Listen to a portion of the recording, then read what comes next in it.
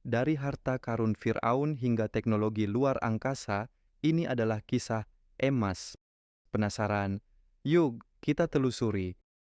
Emas ditemukan sekitar 5.000 tahun lalu, bahkan sebelum manusia mengenal tulisan. Bukti arkeologi menunjukkan bahwa emas pertama kali dikumpulkan di Sungai Nil, Mesir, sekitar 3.000 SM. Logam ini ditemukan dalam bentuk butir-butir kecil di sungai, yang mudah dikumpulkan karena kilauannya yang khas. Karena emas lunak, mudah dibentuk, dan tidak berkarat, peradaban kuno seperti Mesir, Mesopotamia, dan Indus langsung terpikat. Emas jadi simbol kekuasaan dan hubungan dengan dewa. Firaun Mesir bahkan menyebut emas sebagai daging para dewa. Di Mesir kuno, emas digunakan untuk membuat perhiasan, topeng kematian seperti milik Tutankhamun, dan bahkan dekorasi piramida. Sementara itu, di Tiongkok dan India, emas jadi bagian dari ritual keagamaan dan perdagangan. Pada abad ke-6 sebelum Masehi, Kerajaan Lydia, sekarang Turki, menciptakan koin emas pertama di dunia. Ini mengubah cara manusia berdagang dari barter ke sistem ekonomi modern. Emas jadi standar nilai, cikal bakal uang. Fast forward ke era modern, emas memicu demam emas di berbagai belahan dunia. Pada tahun 1848, penemuan emas di California, Amerika Serikat, menarik ratusan ribu orang untuk mencari keberuntungan.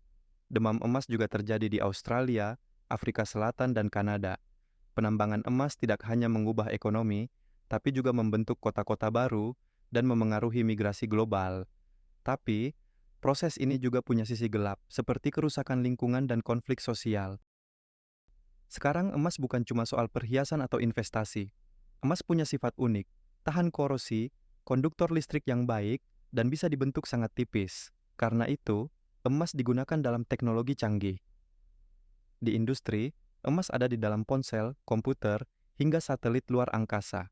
Di bidang medis, emas digunakan dalam pengobatan kanker dan alat diagnostik. Bahkan, emas nano sedang diteliti untuk terapi mutakhir. Tentu saja, emas tetap jadi investasi favorit. Emas batangan dan koin dianggap safe haven saat ekonomi tidak stabil. Di Indonesia, emas juga populer sebagai perhiasan dan tabungan.